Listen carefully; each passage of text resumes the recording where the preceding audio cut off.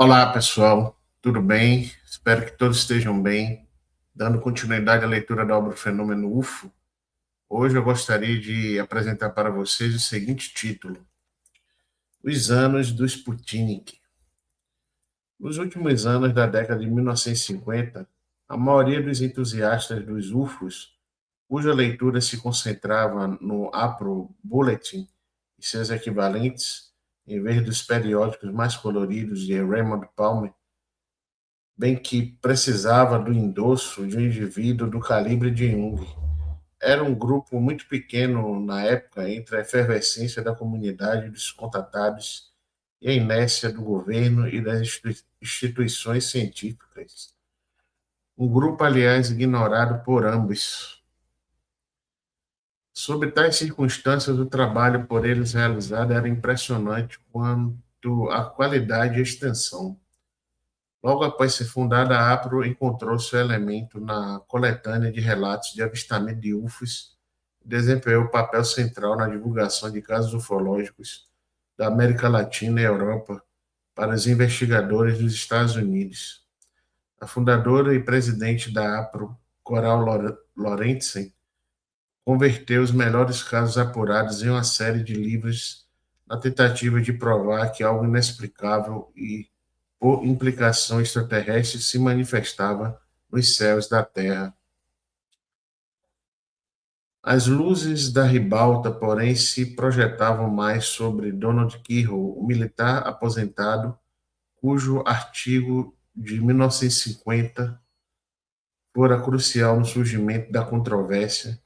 Em primeiro lugar, Keyhoe era a voz que bradava no deserto até 1957, quando foi convidado para dirigir uma organização ufológica que definhava o Comitê Internacional de Investigação de Fenômenos Aéreos, o NICAP, fundado um ano antes pelo físico Townsend Brown. Keyhoe rapidamente converteu o NICAP em uma plataforma para seu próprio objetivo, um apelo ao Congresso para que fossem feitas audiências públicas sobre o fenômeno e para obrigar a Força Aérea a liberar evidências do contato extraterrestre que Keyhoe tinha certeza de estarem escondidas da população.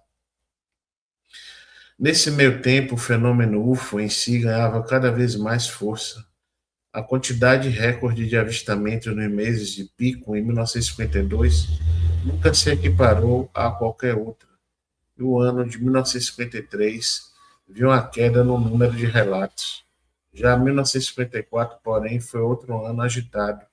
Em 1957, o ano em que Keyhoe se tornou diretor do NICAP e Palmer lançou Flying Saucers, foi ainda mais, com 1.006 relatos entregues ao projeto Blue Book. Aquele ano teve outro candidato à fama. Em 4 de outubro foi lançado Sputnik 1, o primeiro satélite artificial na história, que entrou em órbita terrestre baixa. A reação dos Estados Unidos ao triunfo do Sputnik pode ser descrita como de pânico total. A ideia de que a União Soviética tinha vencido a América na corrida espacial já era intragável, mas o segundo passo soviético, o maior e mais ambicioso, o Sputnik 2, que levou o primeiro animal vivo ao espaço, foi ainda maior. E com o embaraçoso fracasso da primeira tentativa norte-americana de resposta, o Vanguard, que explodiu na plataforma de lançamento em 6 de dezembro de 1957, a humilhação dos Estados Unidos foi completa. Curiosamente, a quantidade de avistamento de UFO nos céus norte-americanos aumentou logo depois do Sputnik, que permaneceu alta até o fim daquele ano.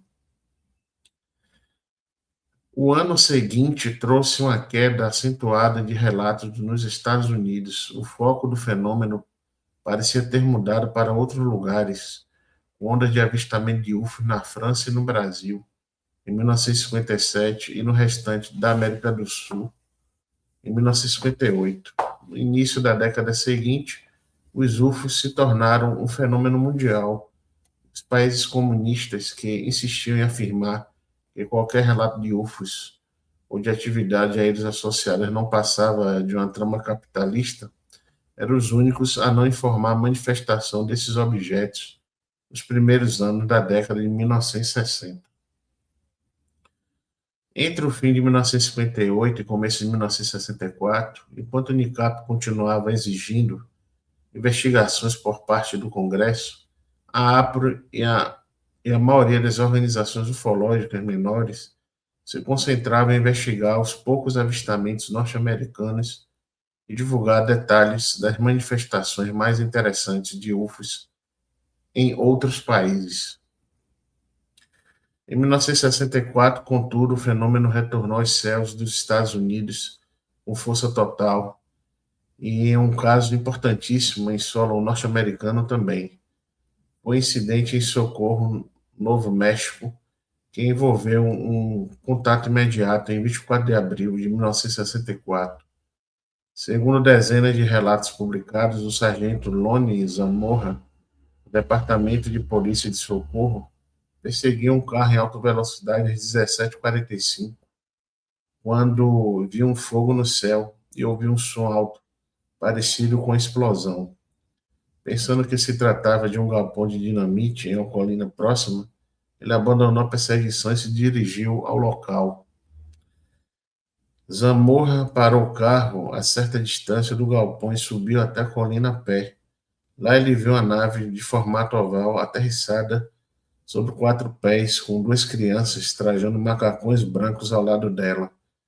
Quando notaram o policial, as crianças correram para dentro da nave, que decolou com um estrondo e produzindo chamas. Zamorra correu de volta ao automóvel e retornou para sudoeste, de onde viera.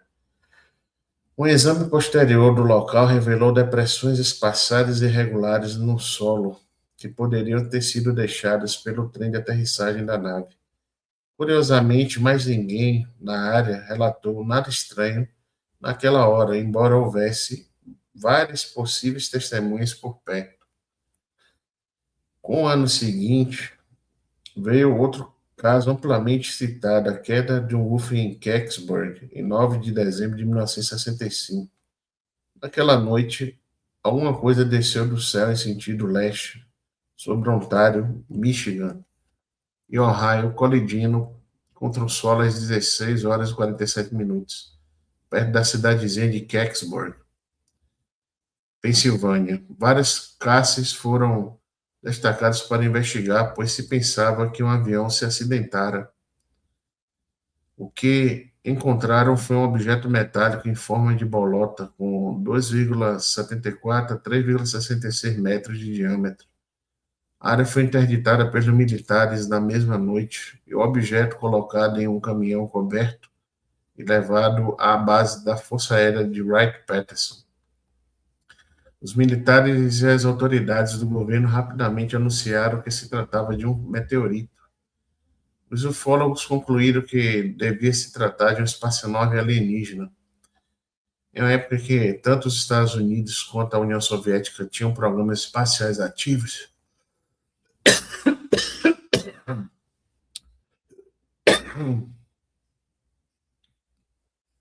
que incluíam diversas dimensões secretas, tais como satélites espiões e armas antissatélite, além de a Força Aérea manter um programa chamado Moon Dust, para captar qualquer equipamento espacial soviético que caísse fora do território do Bloco Oriental. Essa conclusão exigia certo desvio da lógica. Entretanto, muitas pessoas estavam dispostas a fazer esse desvio. Tanto o caso de Socorro quanto o de Kecksburg entraram logo para o cânon de casos ufológicos clássicos e até hoje são citados pelos defensores da hipótese extraterrestre, como evidência da chegada de visitantes do espaço. Na época, porém, esses eram apenas 2 entre centenas de avistamentos. Entre 1964 e 1968, os Estados Unidos raramente passavam muito tempo sem a febre dos UFOs, enquanto os avistamentos em outros países alcançavam níveis recorde. Em todo o mundo, luzes estranhas em grande altitude eram avistadas por milhares de testemunhas, e os rumores de aterrissagem de estranhas criaturas em espaçonaves discoides ocupavam a mídia. Na segunda metade dos anos de 1960, os UFOs haviam se tornado uma presença cultural inevitável na maioria dos países. Um dos casos mais notáveis teve início em 1965. Fernando Sesma, um contratado da Espanha, começou a receber mensagens de extraterrestres que afirmavam vir de um planeta chamado Humo, ou como se costumava grafar na literatura ufológica, UMMO, com letras maiúsculas. O método de Sesma para receber essas comunicações era incomum nos círculos de contatado. Os viajantes de Humo lhe enviavam pacotes por meio do serviço postal espanhol, contendo longas descrições da filosofia e ciência dos humitas. Algumas dessas mensagens vinham marcadas com um símbolo distinto, um símbolo de mais, feito com um sinal de mais entre dois parênteses invertidos. No ano seguinte, o mesmo símbolo ganhou as primeiras páginas de periódicos ufológicos do mundo todo. Em 6 de fevereiro de 1966, 12 testemunhas de Aluche, Espanha, alegaram ter visto um disco voador com símbolo de Humo na parte inferior. Outro avistamento ocorreu em 1º de junho do mesmo ano em São José de Valderas.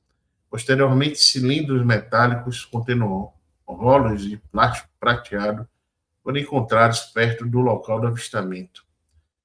Por algum tempo, parecia que finalmente o fenômeno apresentara o caso perfeito, múltiplas testemunhas, fotografias e traços físicos de um único avistamento. Quando os ufólogos começaram a pesquisar esses eventos, porém, a miragem de Humo começou a se dissipar. Embora se afirmasse que as fotos fossem provenientes de várias testemunhas, a análise mostrava que haviam sido feitas pela mesma câmera, nos mesmos ângulos e distância com o mesmo tipo de filme. O plástico prateado nos metais cilíndricos era um produto inteiramente terrestre fabricado pela empresa DuPont. Um estudo apurado dos documentos de Humo revelou erros científicos óbvios. Para dar crédito a quem merece, a reação da grande maioria dos ufólogos foi rejeitar o caso, considerando uma fraude, embora uma minoria continuasse a crer na realidade dos visitantes de Humo.